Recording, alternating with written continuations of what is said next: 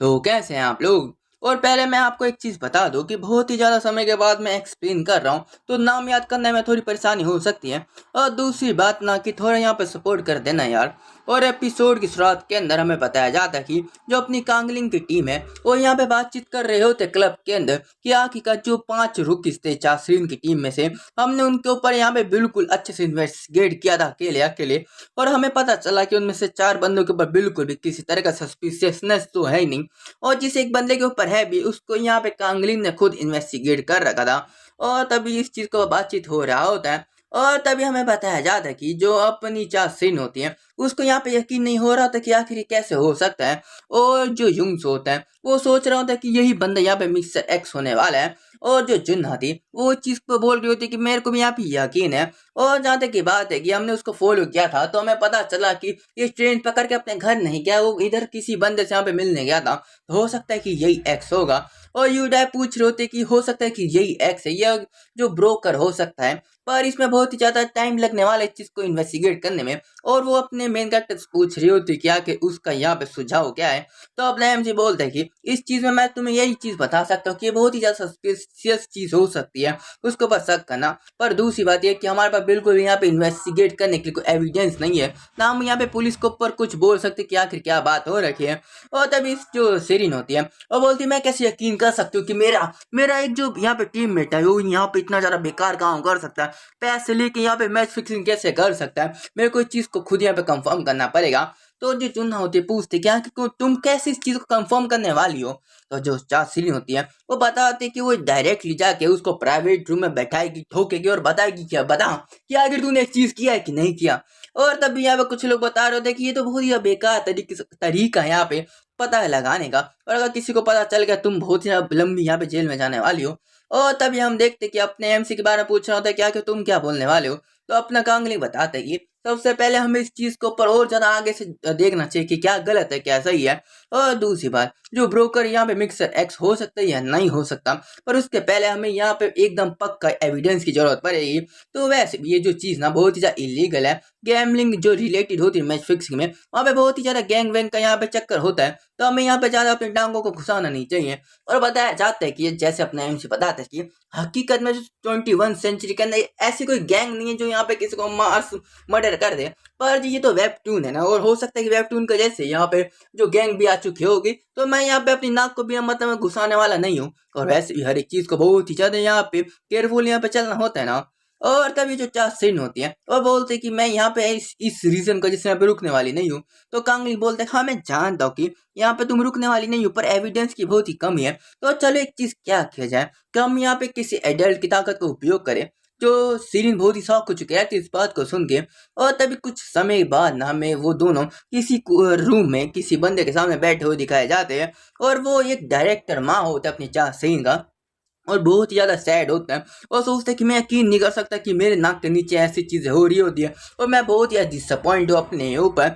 और तभी हम देख के चासिन बोल रही होती मुझे माफी करना, मेरे को आपको पहले यहाँ पे हर एक चीज के बारे में बता देना चाहिए था, पर मैं यहाँ पे बहुत ही ज्यादा यहाँ पे परेशान थी।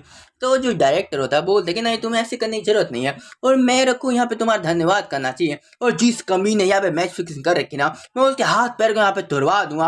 आखिर उसके पास कैसी इतनी हिम्मत हो सकती कि हमारे फैन को यहाँ पे धोखे में कर सके, उनको बिट्रे कर सके। और मैं पूरा पक्का करूंगा ना कि उनकी जिंदगी खराब होके रहेगी। और तभी हम देखते कि अपने एमसी के बारे में बात कर रहा था कि तुम तो यहाँ पे आउटसाइडर थे ना, तो तुम्हारा धन्यवाद कि तुमने यहाँ पे सीन की यहाँ पे मदद कर ली थी। और वैसे तुम्हारा नाम कांगलिंग है ना। तो अपने एमसी बोलते हैं हाँ मेरा यही नाम है। और वैसे यहाँ पे कुछ चीजें मैं जो पूछना चाहता हूँ। और यहाँ पे बातचीत होती है और फिर हमें बताया जाता है कि चासरीन और यहाँ पे डायरेक्टर माँ भी बातचीत कर रहे होते हैं। और तभी वो लोग यहाँ कमरे से बाहर जा चुके रहते हैं। और जो डायरेक्टर माँ बहुत ही सैड होता है और अपने सिर के ऊपर हाथ लगा के बैठा होता है कि आखिर क्या चल रहा है मेरे नाक के नीचे। और तभी वो अपने जेब में से फोन निकालता है और बोलता है कि ये मैं हूँ। और जहाँ तक कि तुमने जो बोला था ना वो बिल्कुल सही था, यहाँ पे कुछ तितलियां ना कुछ ज्यादा फुदूक रही है, हमें उनको यहाँ पे कुचलना पड़ेगा ही। और वैसे भी ना जो फिक्सिंग वाली चीज का कॉम्पिटिशन है उनके हिसाब से वो इस सीजन में खत्म करने वाले हैं, पर वो जानते नहीं कि हम किस चीज की यहाँ पे जड़ है। और वैसे भी चीज पहली बार नहीं हो रहा कि किसी को पता चल चुका हो ये जो मैच फिक्सिंग हो रहा है। और वैसे भी ना हमारा काम तो बहुत ही सिंपल होता है। और हम देखते हैं कि यहाँ पे एक बंदा होता है जो ब्रोकर ही खुद होता है और बोलता है कि चलो कोई बात नहीं, बहुत ही रिलीफ की बात है कि वो लोग पहले तुम्हारे पास आए थे, अगर वो पुलिस के पास गए होते ना हमें बहुत ही परेशानी हो चुकी रहती है। और वैसे अब क्या हमें करना होगा डायरेक्टर माँ, तो जो डायरेक्टर होता है बोलता है कि आखिर हम क्या कर सकते हैं, हमें बहुत ही ज्यादा धीमे धीमे करके ना हर एक एविडेंस को जमीन में गाड़ देना होगा। और जहाँ तक की बात, इन दोनों बच्चों को संभालना बहुत ही आसान की बात है। और वैसे भी मैं बस सोच रहा था कि इसको ऐसे निपटाने में इतना बहुत ही मुश्किल होगा, तो आखिर हम क्या करें। हाँ, जो भी हर एक चीज मैच फिक्सिंग का जो बोझ है ना मैं इसी के सिर के ऊपर फोड़ देता हूँ। इसके बाद कोई शब्द नहीं होगा अपने आप को डिफेंस करने के लिए, और हर एक चीज ना सही नहीं ब्लेम ले लेगी।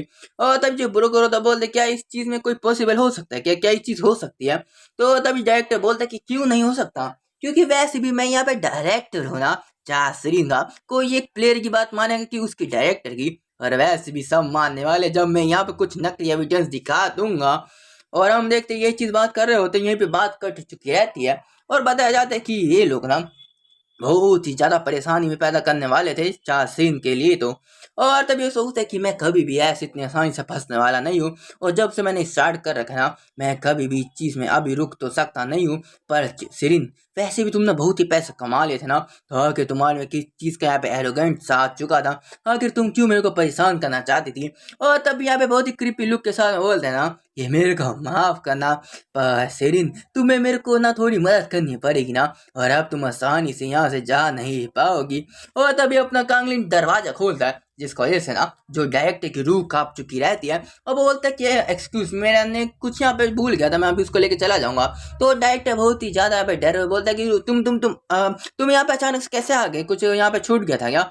तो बोलता है कि हाँ मेरा फोन यहाँ पे छूट गया था। और देखते कि सोफा के बाजू में छुप के हुए अपने एमसी ने अपना फोन रख दिया होता है, और बोलता कि देखो देखो ये बच्चा यहाँ पे छुप के बैठा हुआ था, और क्या यार मेरा फोन यहाँ पे लगता है खराब हो चुका है। अचानक से इस डिवाइस में ना रिकॉर्डिंग चालू हो चुकी थी। और वैसे यहाँ पे डायरेक्टर तुम किस चीज के बारे में बात कर रहे थे, किसको यहाँ पे डुबाने वाले थे, किसको वो ब्लेम मारने वाले थे। तो जो डायरेक्टर अपनी बात को बदल रहा होता बोलता है कि तुमने यहाँ पे कुछ गलत समझ लिया होगा, तुम्हें कुछ मिसअंडरस्टैंडिंग हो चुका होगा, यहाँ पे मैं ऐसा कुछ बोल नहीं रहा था। और तभी अपने एम से ना बहुत ही ज्यादा गुस्से में बोलता है कि ये जो बच्चों वाला एक्सक्यूज है ना वो यहाँ पे बंद कर दो, क्योंकि मेरा दिमाग बहुत ही खराब होता है, ना तुम बच्चे हो ना मैं यहाँ पे बच्चा हूँ, और वैसे भी मैं जानता हूँ कि तुम ही वो मिक्सर एक्स हो। और बताते कि मेरे को हर एक चीज के बारे में, जो भी मैच फिक्सिंग के बारे में पता है, और हर एक चीज के प्लान के बारे में पता है। और यहाँ पे अर्बिटर नाम का एक प्लान होता है जिसको मेरे को नहीं पता क्या आखिर क्या मतलब है, पर इस डायरेक्टर को पता होगा, तो बहुत ही ज्यादा सीरियस लुक में वहां पे खड़ा होता है। और तभी अपने एम से बताता है कि जितने भी यहाँ पे पजल थे मैंने सॉल्व कर लिए, और यहाँ पे मेरे को 3 एविडेंस मिल रखा है। और जो सबसे पहले एविडेंस है ना कि तुमने यहाँ पे रोजान या उफ सीन को पार्टिसिपेट नहीं करने दिया, और दूसरा तीसरा ऐसा कुछ बता रहा होता है। और अपने एम से हमें बताते हैं हम व्यूअर्स को कि जहाँ तक बात है कि इसको इस चीज के बारे में कैसे पता है, क्योंकि इसने वेबटून को ही रीड कर रखा है, तो इसको पता था कि किस चीज ने यहाँ पे, किस बंदे ने यहाँ पे इस चीज को क्रिएट कर रखा है। तो इसको ज्यादा मुश्किल नहीं हुआ एविडेंस को इकट्ठा करने के लिए, पर तब यहाँ पे कुछ परेशानी थी। और तभी हम देखते कुछ समय पहले का यहाँ पे सीन होता जब अपने एमसी बेड के ऊपर बैठा था और सोच रहा था कि आखिर वो आगे क्या करने वाला है। और तभी सोचते कि यहाँ पे 2 चीज मैं कर सकता हूँ। सबसे पहली चीज ना कि जो चासीन को यहाँ पे डायरेक्टली बोलूँ कि पूरी दुनिया के सामने बता दो कि क्या क्या हो रखा है, पर अगर हमने कुछ ज्यादा जल्दी कर लिया ना तो चासीन को समझ में नहीं आएगा कि वो आखिर क्या बोले, और वैसे भी बोलने में इतनी अच्छी नहीं है। तो अगर कुछ गलत बोल दिया ना तो जो डायरेक्टर है बहुत ही आसानी से उसके सिर के ऊपर हर चीज को मार के चला जाएगा, और सारी जो रिपोर्ट है ना इसका ही गला पकड़ लेंगे। और दूसरी चीज है ना कि मैं यहाँ पे जल्दी जल्दी एविडेंस को इकट्ठा कर लूँ और पुलिस में जाके दे दूँ, पर यहाँ पे भी एक चीज परेशानी हो सकती है, और ये परेशानी ये होगी ना कि लोग ना मेरे ऊपर बहुत ज्यादा क्वेश्चन करेंगे कि आखिर तुम्हें कितने ज्यादा जल्दी यहाँ पे एविडेंस कैसे मिल सकता है। तो मैं ये भी नहीं कर सकता हूँ। तो फिर यहाँ पे एक ही चीज बचा था जो मैं कर सकता था यहाँ पे चासीन के लिए।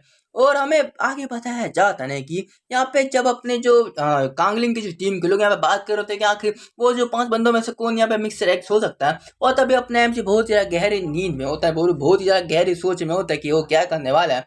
और अभी जो हमारा समय यहाँ पे दोबारा चालू हो चुका रहता है, क्योंकि पहले वाला फ्लैशबैक चल रहा था। और तभी अपने एमसी के बारे में सोच के ना जो यहाँ पे मिस्टर एक्स उफ यहाँ पे डायरेक्टर था, सोचा था आखिर कैसे हो गया, आखिर कैसे हो सकता है कि मैं यहाँ पे कैसे फंस सकता हूँ। और कांगली यहाँ पे सोच रहा होता है कि और वैसे भी बस मेरे को कुछ एविडेंस की जरूरत थी जो मेरे को बहुत ही अच्छे से यहाँ पे मिल चुका था, और अब मेरे पास ज्यादा टाइम नहीं है, क्योंकि ना भविष्य के अंदर वेबटून में जैसे मैंने रीड कर रखा है सीन बहुत ज़्यादा बुरी तरीके से रोती है और मैं ऐसा चाहता नहीं हूँ। और दूसरी पास मैं इस कमीने के ना अजीबो-गरीब चेहरे को देखना चाहता हूँ। और जो डायरेक्टर ने हमें बोल रहा था कि आगे तुम्हारे क्या रीज़न है कांगली कि तुम मेरे को ऐसा फँसा रहे हो, मैंने कोई मैच फिक्सिंग नहीं कर रखी है, तुम समझ क्यों नहीं रहे हो, तुम क्या सपना देख रहे हो क्या?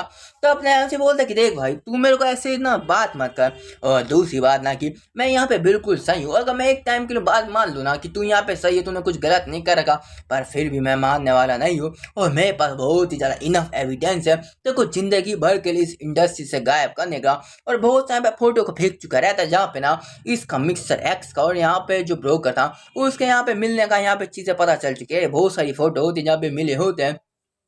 और तभी हम देखते हैं इन चीज़ों को देख के ना डायरेक्ट बहुत ही सन हो चुका रहता है, उसके मुंह में से बिल्कुल आवाज़ जा नहीं रहती है। और तभी अपना कांगलिंग होता है, बोलते हैं कि मेरे पास तुम्हारी ईमेल एड्रेस है जहाँ पे तुमने बहुत सारे यहाँ पे पोस्ट कर रखे हैं जो मैंने स्क्रीनशॉट में अपने साथ में रख रखा है। मेरे पास तुम्हारे जो कंप्यूटर का डाटा भी है और मैं जानता हूँ जो तुम्हारे पास लैपटॉप है उसके अंदर भी कुछ डाटा होगा तो वो भी एक सबूत बन सका है। और वैसे भी ना मैंने बहुत ही अच्छे से तुमको यहाँ पे इन्वेस्टिगेट कर रखा है, तो कहाँ बोलना चाहते हो तुम यहाँ पे डायरेक्टर माँ। और डायरेक्टर माँ बहुत ही शौक हो चुका है, बोलते क्या कि तुझे इस चीज़ के बारे में कैसे पता है। और हमें यहाँ पे बैक स्टोरी बताया जाता है कि सबसे पहले मैं ऐसा नहीं था, मैं जब यहाँ पे गेम खेलता था मैं बहुत ही टॉप प्लेयर था, पर अचानक से एक एक्सीडेंट की वजह से मेरा हाथ यहाँ पे टूट चुका था जिसकी वजह से ना मेरे को यहाँ पे टीम से निकाल दिया गया था।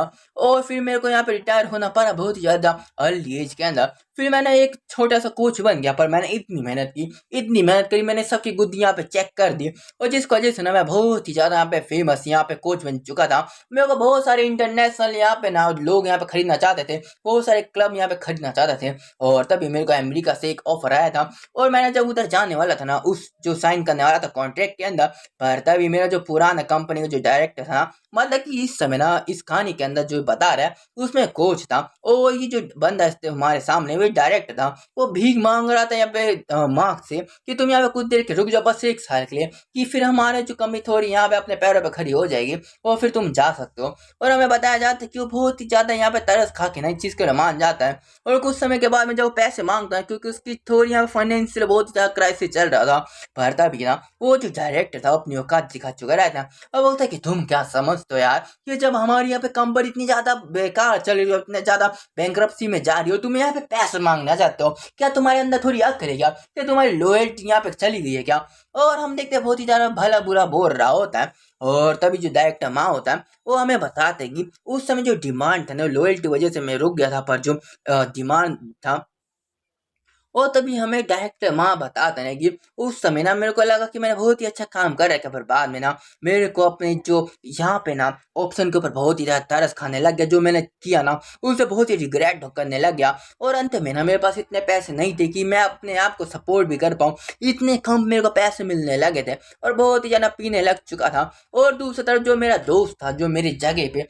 उस इंटरनेशनल अमेरिकन क्लब में गया था ना, उसने बहुत ही अच्छा यहाँ पे झंडे गाड़ दिए थे, सब लोग उसके नाम को जानता था, बहुत ही ज्यादा मिलियंस में पैसे कमा रहा था, कार था, घर था, हर एक चीज था जो उसका होने वाला था, पर एक गलती की वजह से सब कुछ उसकी जो दुनिया से निकल चुका था। और तभी हम देखते कि जो डायरेक्टर माँ का दिमाग सटक चुका रहता है, वो पगला चुका रहता है, वो सोचते कि अब मेरे को उस समय ना पता चल चुका था कि ना कि इस दुनिया के अंदर कोई भी तुम्हारा टेक केयर करने वाला नहीं है, बस तुम हो जो तुम्हारे लिए यहाँ पे जी सकता है, कोई और तुम्हारे लिए जी नहीं सकता। और तभी अपना डायरेक्टर ना यहाँ पे सूट वूट पहन लेता और बताता है कि जैसे मेरे को कोई भी चांस मिलता था ना मैच फिक्सिंग करने का मैं कर लेता था, और धीरे करके मैं अपने सक्सेस के राह में चलता गया, मेरे को पैसे मिले और बहुत सारे पैसे मिले और मैंने अपने हर एक रास्ते को बहुत ही केयरफुली रखा था कि कोई मेरे को पकड़ ना पाए।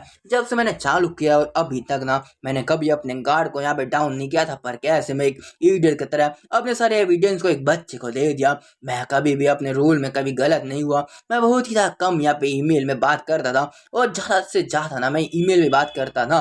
और दूसरी बात कि जो यहाँ पे फेस टू फेस जो बातें थी ना वो मैं मुश्किल से हफ्ते में एक बार किया करता था कि किसी को शक ना हो पाए, पर फिर भी इसको सबूत कैसे मिल सकता है? अगर इस चीज़ के बारे में दुनिया को पता चला ना कि आखिर क्या हुआ तो मैं यहाँ पे बर्बाद हो जाऊंगा। मैंने अपने एक एक पैसे के यहाँ पे हिसाब रखा था कि कहाँ से कितना पैसे आ रखे हैं, जो भी जो पैसे मेरे को मिलते थे मैं बोर्ड अकाउंट से, मतलब कि जो किराए पर अकाउंट ले लेते उसमें लिया था, और दूसरे मैंने क्रिप्टो करेंसी में भी पैसे ले रखे थे कि किसी को पता ना चल पाए। पर फिर भी बहुत चीज़ नामुमकिन हो सकता है कि आखिर में कैसे पकड़ा गया, आखिर कैसे, ये बंदा कौन है, आखिर इसको हर एक चीज़ के बारे में कैसे पता है कि मैं क्या करता हूँ। और तभी ये पूछते कि आगे तुम कौन हो, आगे तुम इस चीज़ के बारे में कैसे पता है। और तभी अपना कांगलिंग ना बहुत ही आइकॉनिक यहाँ पे डायलॉग मारता है कि मैं तो ना कांगलिंग हूँ, मैं कोई डिटेक्टिव नहीं हूँ, पर मैं यहाँ पे बस एक ऑर्डिनरी का हाई स्कूल स्टूडेंट हूँ। और इसी चीज़ के साथ में हमारा जो चैप्टर ना ख़त्म हो जाता है। और मैं आशा करता तुम्हें वीडियो पसंद आई होगी। तो बाय बाय दोस्तों।